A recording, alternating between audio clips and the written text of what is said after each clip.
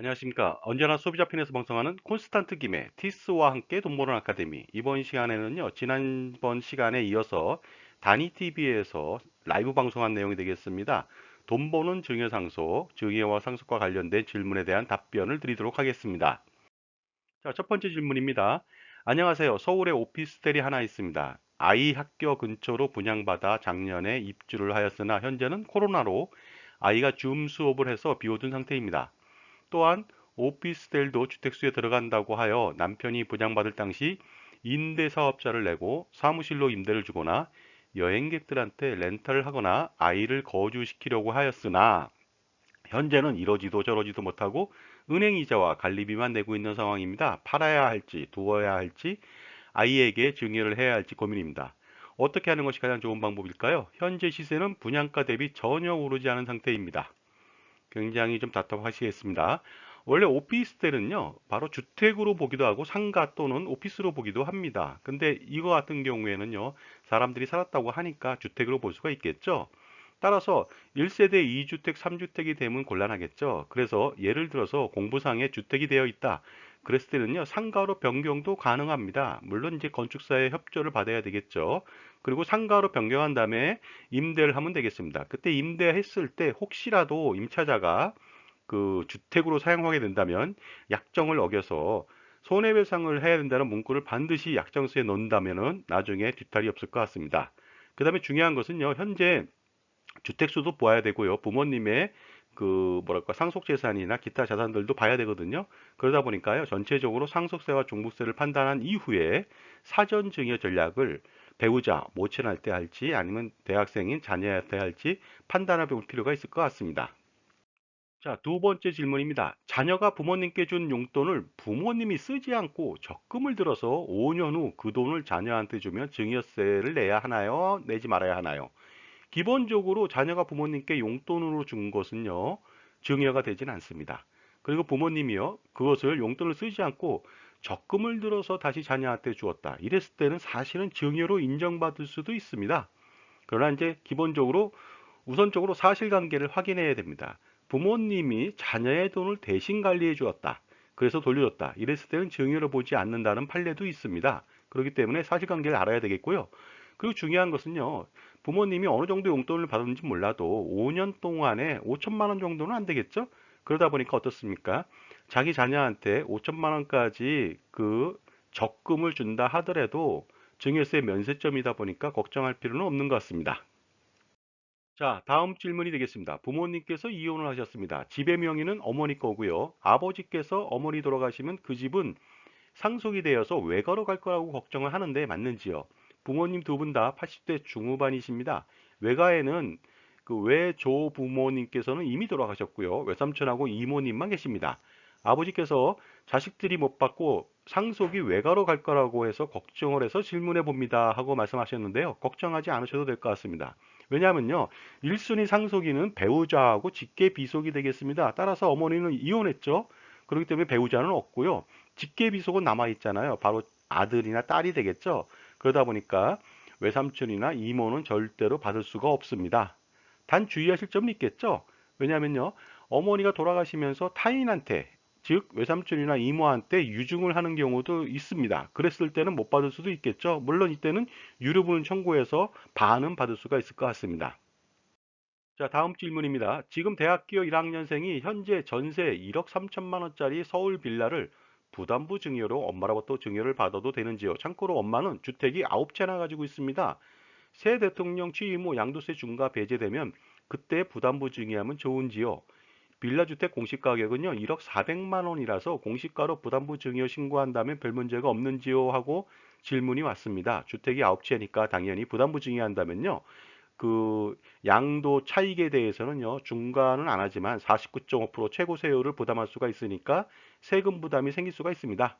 그리고 기본적으로요, 빌라 같은 경우에 증여재산 평가 방법은요, 공정시가 내지 시가가 없을 때는요, 공시가격, 주택 공시가격으로 합니다. 이럴 경우에는요, 공동주택 공시가격이 되겠죠.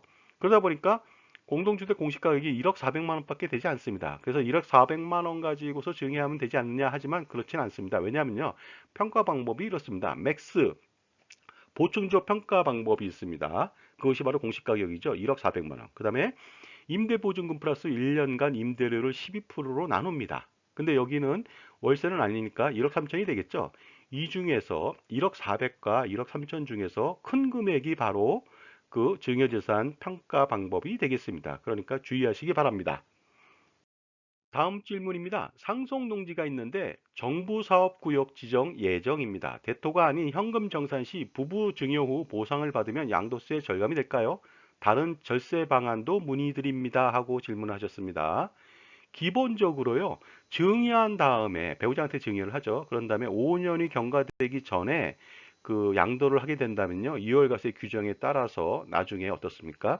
증여자의 취득가액으로 인정해서 양도 차익에 대해서 수증자가 세금을 많이 내야 됩니다.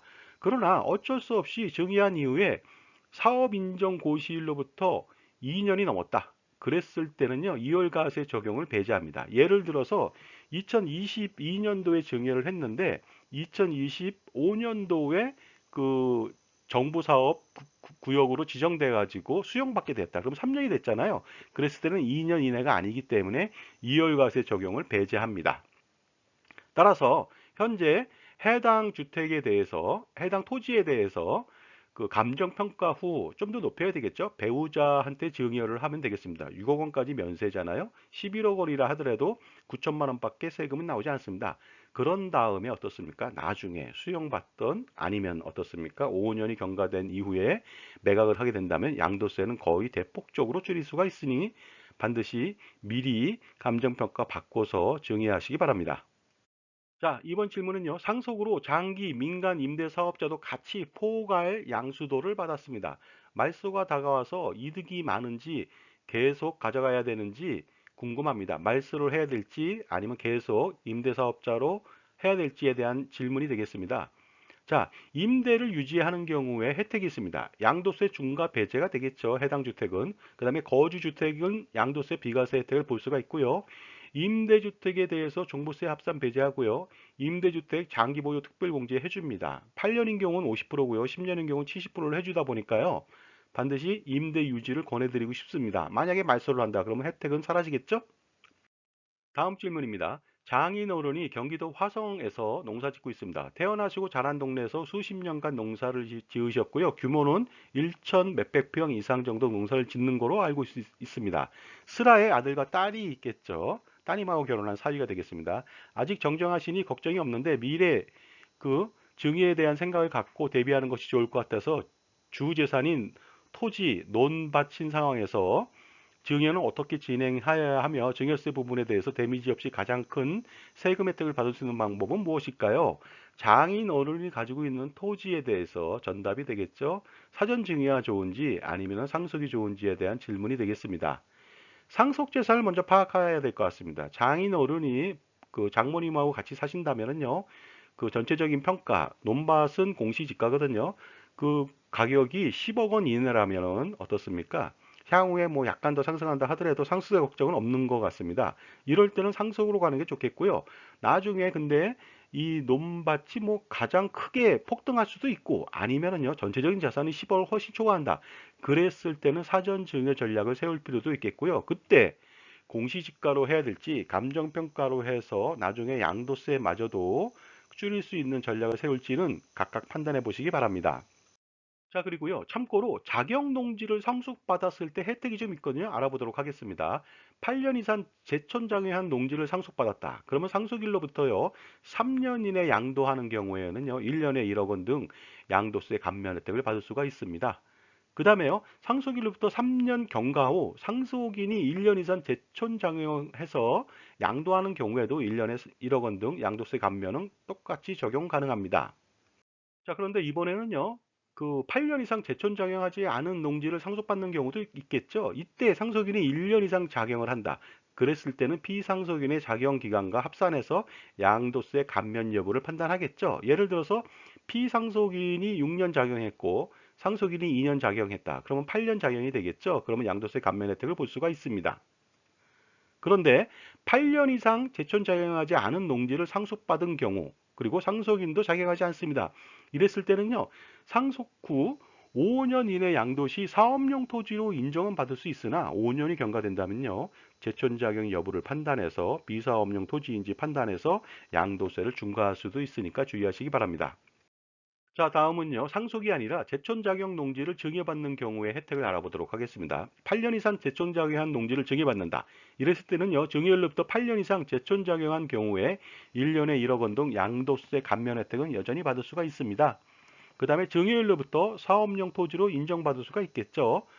8년 이상 제촌자격하지 않은 농지를 증여받는 경우도 있겠죠. 이랬을 때는요. 증여일로부터 사업용 토지 여부를 판단해서 중과를 할지 안 할지를 판단하게 됩니다. 자, 그 다음에요. 자격 농지를 영농자녀한테 증여를 한다. 이랬을 때는 5년간 합산해서 증여세를 1억 원에 대해서 세액 감면을 해주니까 이러한 혜택도 참고하시기 바랍니다. 자, 지금까지 제 정보가 절세에 도움이 된다면 구독과 좋아요 부탁드리겠습니다. 계속하겠습니다. 감사합니다. 그런데 무엇보다도 중요한 것은요. 농지를 증여 또는 상속받았을 때는요. 공시지가로 하는 것보다는요. 감정평가를 통해서 취득가액을 상향 조정할 필요가 있는 것 같습니다. 왜냐하면요. 당장의 증여세와 상속세는 좀 나올 수가 있겠죠. 하지만 미래에 엄청난 양도세 절세가 가능하다 보니까요. 감정평가를 반드시 고려해야 될 것 같습니다.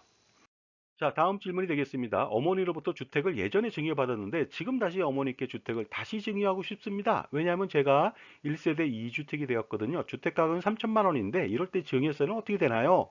기본적으로 주택가격 3천만 원을 어머니한테 증여한다. 그럼 10년 동안 어머니한테는요, 5천만 원까지 증여세가 발생하지 않습니다. 물론 아버지한테도 5천만 원까지 세금이 발생하지 않다 보니까 두 분께 1억 원을 증여한다 하더라도 세금은 발생하지 않습니다. 그런데 1세대 2주택이 된다면요. 양도했을 때만 어떻습니까? 양도세 중과 대상이 되는 것이고요. 물론 종부세에 대해서도 뭐 불이익이 좀 있겠지만 주택 가격이 좀 낮잖아요. 그러다 보니까 잘 판단하셔야 될 것 같습니다. 물론 1세대 2주택이 아니라 1세대 1주택이라면은요. 뭐 종부세 혜택이 많이 있죠. 세액 감면하고 11억 원까지 종부세가 나가주지 않는다. 이런 것들이 있는데요. 이 경우에는 만약에 종부세나 기타 등등의 문제가 발생한다. 양도 등에 그랬을 때는 어머니께 돌려주는 게 맞겠죠. 이때는 증여세는 전혀 발생하지 않습니다. 물론 뭐 얼마 안 됩니다만은 이 주택을 다시 어머니가 받는다. 그랬을 때 어머니 재산이 증가하는 경우에 상속세 부담이 생긴다는 것도 이해하시기 바랍니다. 자, 지금까지 다니TV와의 라이브 방송에서 증여 상속 간의 질문 사항에 대해서 말씀 나눴습니다. 감사합니다.